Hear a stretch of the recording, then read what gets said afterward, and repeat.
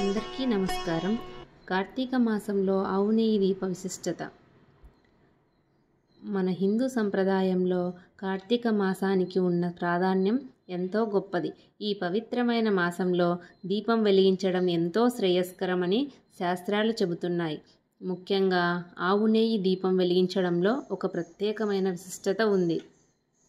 ఆవు పాలు నుండి తీసిన నెయ్యితో వెలిగించే దీపం దేవతలకు అత్యంత ప్రీతికరమైంది.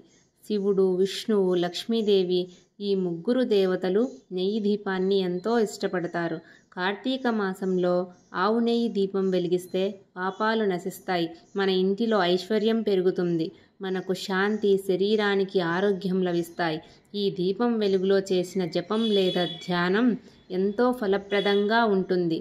ప్రతిరోజు సాయంత్ర సమయంలో తులసి చెట్టు ముందు లేదా దేవాలయంలో శుభ్రమైన గిన్నెలో కొంచెం ఆవు నెయ్యి ఒత్తి వేసి దీపం వెలిగిస్తే చాలా శుభప్రదంగా ఉంటుంది.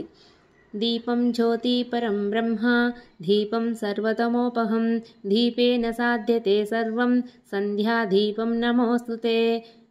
ఈ దీప శ్లోకం చెప్పి దీపం వెలిగించడం వల్ల చాలా శుభప్రదంగా ఉంటుంది.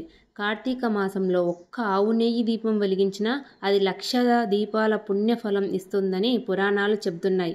అందుకే ఈ పవిత్ర మాసంలో మీరు కూడా ప్రతిరోజు నెయ్యి దీపం వెలిగించండి, దేవతల అనుగ్రహం పొందండి.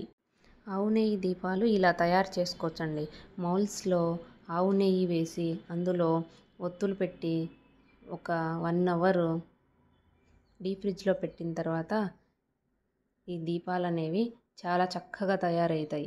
ఈ ఆవు నెయ్యి దీపాలు తులసి కోట దగ్గర ఉసిరి దీపం పైన ఉంచితే చాలా మంచిది.